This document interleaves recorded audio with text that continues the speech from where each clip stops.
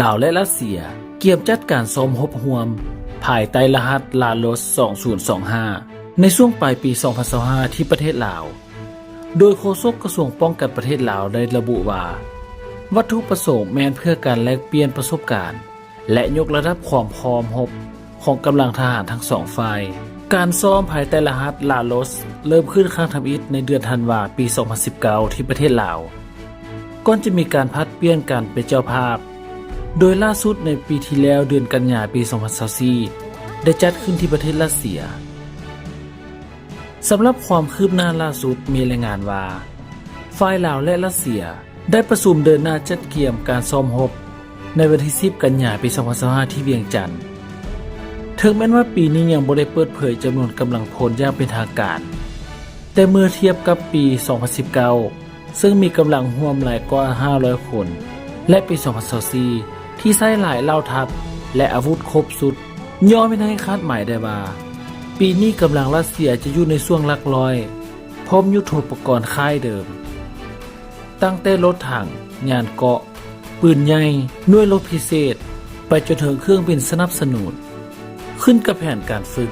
ที่จะประกาศใกล้วันที่มีการซ้อมรบ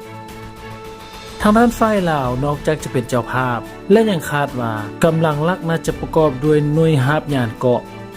หน่วยปฏิบัติการพิเศษหน่วยสนับสนุนสื่อสารและ UAV ซึ่งเป็นองค์ประกอบที่เข้าร่วมในปีที่ผ่านมาเพื่อฝึกภารกิจเช่นการปราบกองกำลังติดอาวุธผิดกฎหมายการกู้ภัยพลเรือนและยุทธวิธีในภูมิประเทศป่าเขาภายใต้รหัสลาโลสเป็นการร่วมมือประจำปีที่เริ่มตั้งแต่ปี 2019 ที่ผ่านมาและก็ได้มีการพัดเปลี่ยนหมุนเวียนกันเป็นเจ้าภาพซึ่งทั้งหมดที่กล่าวมาก็อยู่ภายใต้ข้อตกลงความมั่นคงทวิภาคีที่หากก็ได้รับการให้สัตยาบัตรในปี 2024 ถึงปี 2025 ซึ่งมันเสียเห็นว่า